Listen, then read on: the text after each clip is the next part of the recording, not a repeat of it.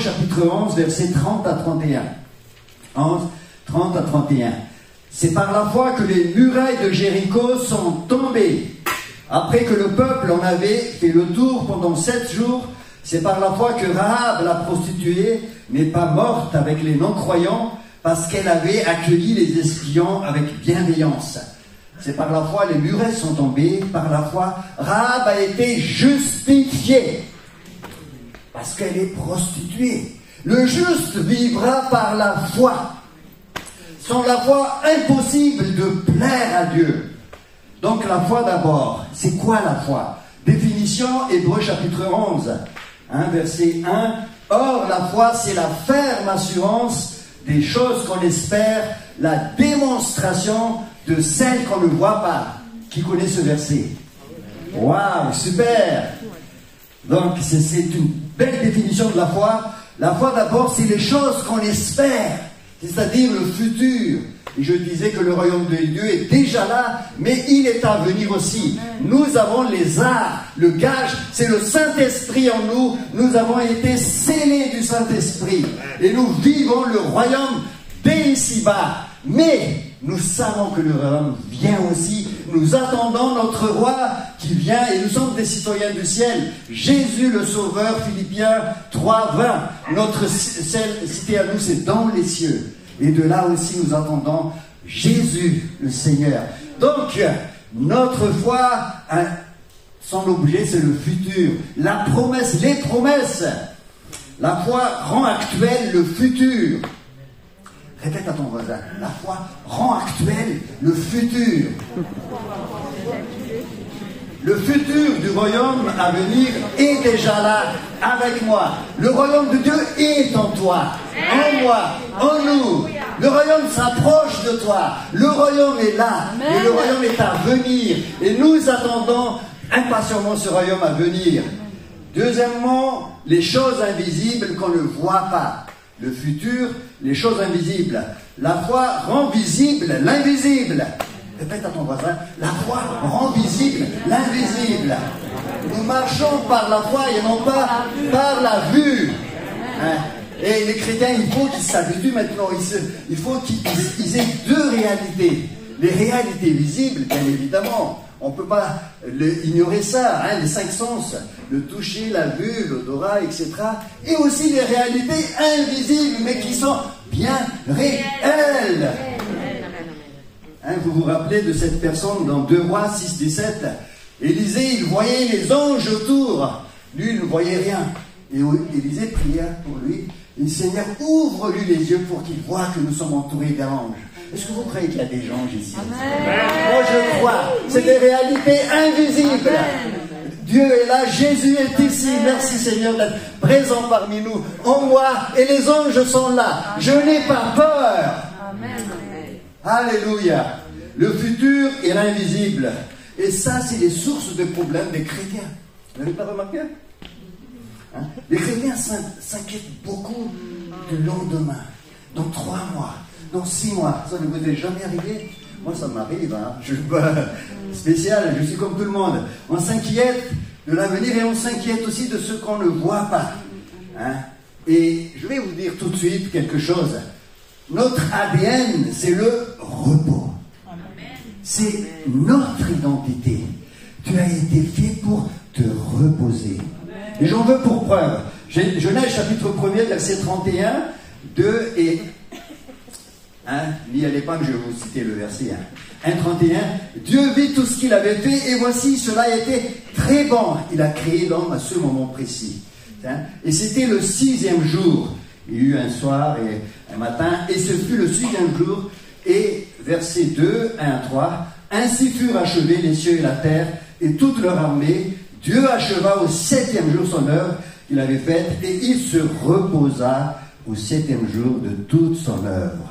Il se repose et l'homme a été créé juste avant et l'homme se repose avec lui. Tu as été créé, pas avant, mais juste pour le repos. Et le repos ne veut pas dire paresse. Il faut bien dissocier. Parce que Dieu leur a donné tout de suite un travail. Mais repos, ça veut dire travailler sans se soucier du lendemain. Waouh! travailler, servir Dieu, sans se suer, je ne me prends pas la tête. Je répète cette expression tout le temps, je ne me prends pas la tête. Ça, c'est important. Et vous savez que Jésus, quand il est venu, la première chose qu'il a dit, quand il a voulu, encourager les disciples, dans Matthieu chapitre 6, versets 25 et 34, « Ne vous inquiétez de rien ». C'est répété au moins 5 fois dans ce chapitre. « Ne vous inquiétez de rien ». Ne vous inquiétez du lendemain, car le lendemain aura soin de lui-même. À chaque jour suffit sa peine. Amen. Alors, je crois que nous avons besoin de revenir à ce repos parce que c'est notre ADN. C'est pourquoi je vous dis, ne vous inquiétez pas pour votre vie, de ce que vous mangerez, ni pour votre corps, de quoi vous serez vêtus. La vie n'est-elle pas plus que la nourriture, et le corps plus que le vêtement? Qui de vous, par ses inquiétudes, peut ajouter une seule coudée à la durée de sa vie? Que quelqu'un lève la main. Qui peut ajouter par ses inquiétudes, alors que le but des inquiétudes, c'est justement se protéger, se préserver des imprévus. Mais est-ce que tu peux rajouter un petit bout? Non. Donc ne t'inquiète pas, ton ADN, c'est le repos. Dis à ton voisin, ton ADN, ton identité, c'est le repos. Repose-toi. Repose-toi, l'Éternel t'amène vers des verts pâturages. Ne vous inquiétez donc point et ne dites pas que mangerons-nous, que boirons-nous, de quoi serons-nous vêtus. Alléluia. Alors je vais vous raconter un témoignage. C'était en 2017, je crois. J'étais en train de prier dans un groupe de prière de l'église et il y a quelqu'un qui m'appelle et puis je dis non, je ne réponds pas, je suis en prière. Et quelques minutes, quelques secondes après, il recommence, je regarde, c'est un numéro inconnu. Non, je ne réponds pas. Et à la fin, il m'envoie un SMS. Il a dit, est-ce que vous pouvez m'appeler, votre femme a eu un accident. Et là, j'ai paniqué. Je suis, comme tout le monde, fait de chair et de sang. Et je sors de la réunion. J'ai dit aux frères et sœurs, vous pouvez prier pour moi. Sylvia a eu un accident. Et tout de suite, j'ai appelé la personne. Il a dit, voilà, je suis à tel endroit. Est-ce que vous pouvez venir? Voilà, je suis le responsable. C'est un motard, en fait. Il a fauché Sylvia et Sylvia a été transportée à peu près sur une distance de 5 mètres. Et donc, moi, j'avais très peur, là. J'ai dit, Seigneur, qu'est-ce qui m'arrive? Nous avons 5 enfants. Et j'ai dit, Seigneur, et là, le Seigneur, ne t'inquiète pas. Il m'a donné la paix. J'ai dit, ok, je marche par la foi. Donc, j'étais paralysé, je ne pouvais rien faire pendant quelques secondes. Et là, je vais voir cette personne, et quand je suis arrivé, en fait, Sylvia était déjà évacuée, et lui, il était debout, il m'attendait, et un grand gaillard comme ça, il était imprégné, une grosse moto comme ça. Quand j'ai vu ça, ma première réaction, je vais lui foutre quelque chose. Le Saint-Esprit me retenait, mais je sentais une colère monter en moi. Grosse moto, grand gaillard, j'ai dit... Et là, le Saint-Esprit m'apaisait, je m'approche de lui, et au lieu de le gronder, de crier sur lui, tout de suite, c'était une parole qui me venait vraiment du Seigneur. Alors, racontez-moi comment ça s'est passé. Alors, je ne savais pas dans quel état était Sylvia, mais j'avais sur le cœur que Dieu est là, que Dieu a permis cela. Et il m'a dit, ben voilà, il m'a raconté. Et donc, voilà, j'ai écouté. Et j'ai dit ok, merci. Et là je sentais le Saint-Esprit apaiser mon cœur, mon esprit. Et voilà les mots qui arrivent de nouveau dans ma bouche. Vous savez que c'est pas par hasard que le Seigneur, que vous avez fauché ma femme. Ah bon? Parce que moi je suis chrétien, je prie Jésus et voilà, on se rencontre ici. Et donc j'ai terminé. Voilà, ça sortait comme ça. À lui donner mon témoignage et au bout de quelques minutes, il commençait à s'effondrer en larmes. Et je vous assure que j'étais comme dans un cocon. J'ai pas oublié Sylvia, mais j'étais dans la paix. Et là, le Saint-Esprit m'a dit, va plus loin. Et je lui parle, je lui explique l'évangile et je lui dis, est-ce que tu veux accepter Jésus? Il a dit oui. Amen. j'ai accepté Jésus. Il dit, on va prier. Et là, je prie avec lui. Il a ouvert son cœur. Il a accepté le Seigneur. Il est venu à l'église plusieurs fois. Et on a béni cette famille. Amen. Et là, dès que c'est terminé, tout ça, je dis, waouh, Sylvia! Je cours vers l'hôpital. J'arrive à l'hôpital. Elle était donc étendue. Elle n'a pas perdu connaissance. Immobilisée, elle ne pouvait plus bouger. Beaucoup de fractures. Et le médecin il dit, monsieur, on ne peut pas donner de pronostic, c'est impossible. Voilà, elle est là, la vie sauve, donc soyez contents. Ok, je vais prier pour elle. Elle n'a pas perdu connaissance, et là j'ai dit au médecin, est-ce que je peux prier pour elle? Et le médecin dit, oui, bien sûr, elle est partie tout de suite. Et moi, là je prie pour elle, hein, que ce soit public, privé, Seigneur. Voilà, je prie pour ma femme. Je pose ma main et dis, Seigneur, tu la gardes, tu la relèves au nom de Jésus. Quelques semaines après, j'étais donc à l'hôpital et Sylvia était immobilisée, elle ne pouvait plus rien faire, les muscles deviennent de plus en plus mous et elle était sur le lit et j'ai dit, bouge un peu, elle ne peut pas, tout était bloqué. Et j'ai dit, ok. Je pars, c'était un samedi, et le lendemain, c'était un dimanche matin, elle regardait la télé, elle avait Internet, et elle était sur le culte de la porte verte de Mulhouse. Et alors qu'elle écoutait, tout d'un coup, une femme se lève dans l'église et dit, je vois une personne qui a eu un accident, elle est tombée sur le côté gauche. Et tout le côté gauche est brisé, fracture. Dieu te guérit à l'instant. Et elle reçoit la parole et proclame ta guérison. Elle a proclamé la guérison instantanée. Dieu est grand. Parfois il y a des épreuves difficiles. Ayant les regards tournés sur Jésus, celui qui est l'auteur de notre foi et qui amène à la perfection notre foi. Donc, les épreuves ne veulent pas dire que Dieu va laisser tomber. Voilà, donc soyons dans cette attitude-là. Une forteresse devant vous, Dieu est là. Alléluia.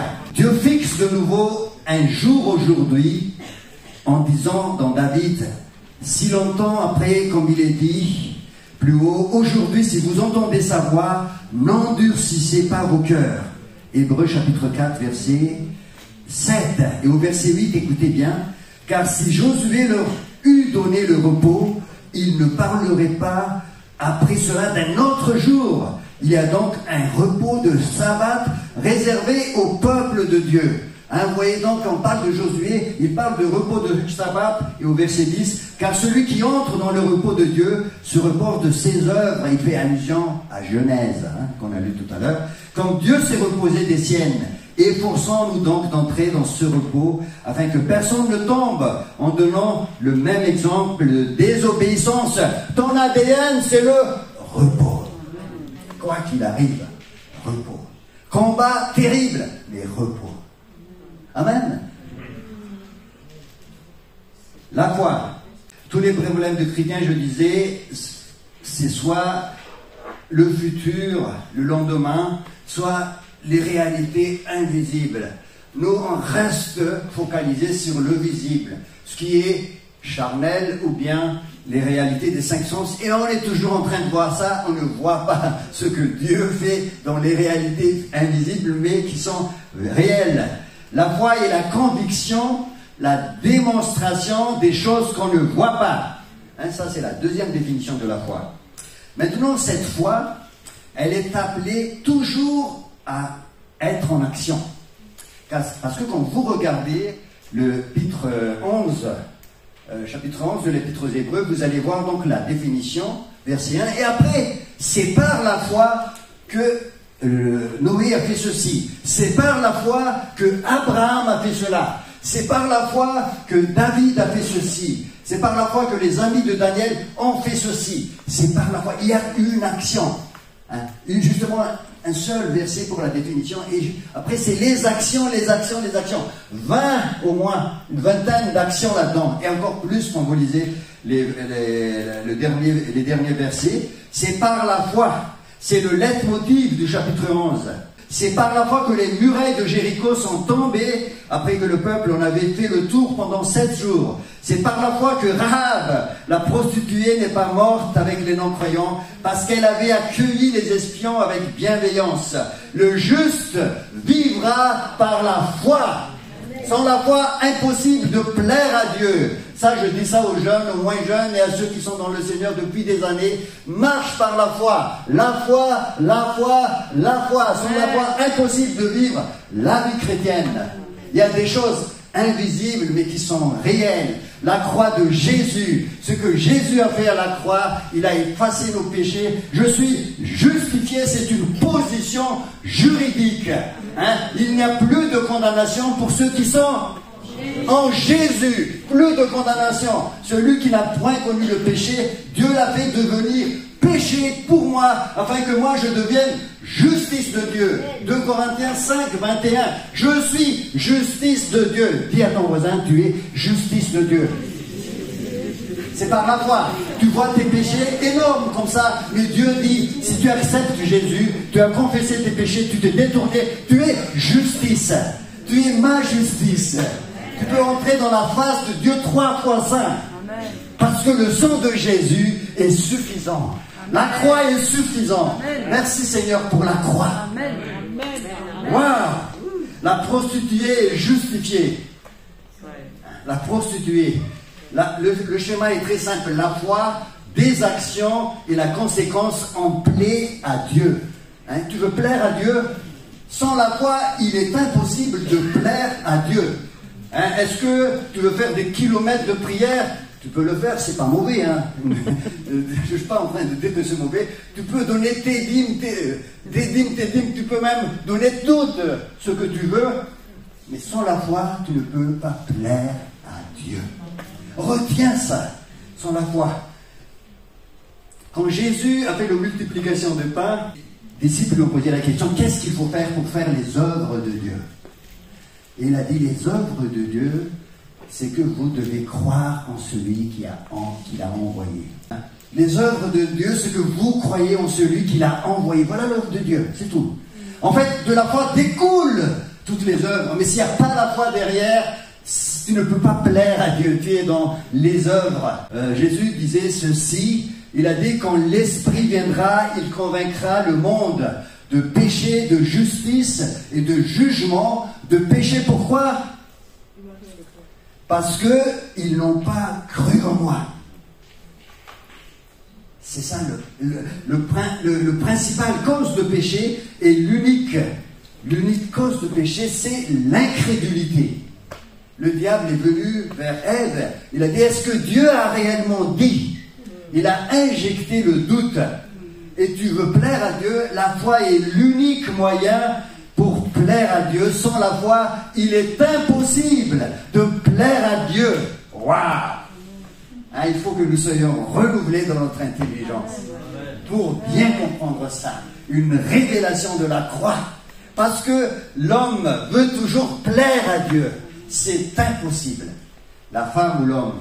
Et quand il viendra l'Esprit Saint, il convaincra le monde de péché, de justice et de jugement. De péché parce qu'il ne croit pas en moi. Voilà le péché principal. C'est Jean chapitre 16, verset 8. C'est la source de tous les péchés.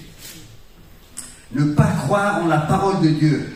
Douter de la parole de Dieu. Et tout commence par la foi. Dis à ton voisin, le péché commence par le doute. Le péché commence par le doute. C'est ce qui a été arrivé à Ève. Et l'obéissance commence par la foi. Dis à ton voisin, l'obéissance commence par la foi.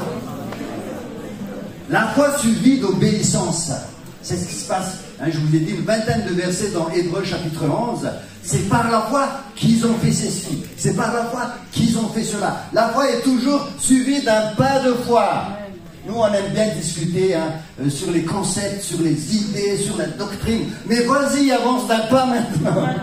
pour recevoir les bénédictions. Moi, j'aime bien aussi ça, je fais de la théologie, et j'aime bien décortiquer la parole. Mais Dieu me dit, avance d'un pas maintenant, sors de la barque, Amen. Et marche sur la mer. Amen. Et à un instant de notre vie, il faut faire ce pas de foi. Amen. Parce que tu es juste devant Dieu. Le juste vivra par la foi. N'attends pas d'être meilleur, c'est maintenant. Fais le pas de foi et tu vas voir. Hein, tu vas voir la gloire de Dieu. Ne t'ai-je pas dit, si tu crois, tu verras la gloire de Dieu. Alors que Jésus voulait ressusciter Lazare et Marie, doucement, doucement, ça fait 4 jours qu'il est dans le tombeau. Et ça commence maintenant même à sentir. Elle voyait les réalités visibles avec les 5 sens. Elle ne voyait pas ce que Dieu est en train de faire. Seigneur, ouvre-nous nos yeux. Qui veut que le Seigneur ouvre ses yeux? Seigneur, ouvre les yeux. Ouvre les yeux de mes frères et sœurs. La foi honore Dieu et Dieu honore toujours la foi. La foi honore Dieu parce que met Dieu à sa place et nous met aussi à notre place. Et Dieu honore la foi. Alors je vais terminer. J'ai encore beaucoup de choses à dire, mais je vais terminer parce que l'heure arrive. Ouais. Et donc aujourd'hui c'est une journée magnifique. Hein. On aura 3 personnes qui vont se faire baptiser.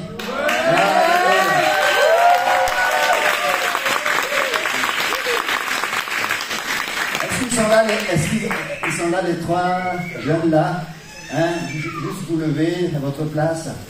Ils ne vont pas témoigner. D'accord, ils sont avec les jeunes. Ah, dehors, super. Alors, je vous invite à vous lever. On va vraiment prier pour ces jeunes. Je vous invite à vous lever. André, ils ne peuvent pas venir ici? Alors, est-ce qu'ils peuvent venir ici? Je ne sais pas s'ils peuvent entrer. Hein? Ça dépend en fait. Hein? S'ils sont des masques ou... Voilà, s'ils ne peuvent pas entrer, ce n'est pas grave. Sinon, s'ils peuvent entrer, c'est mieux. Voilà, super. Il est où, Timothée?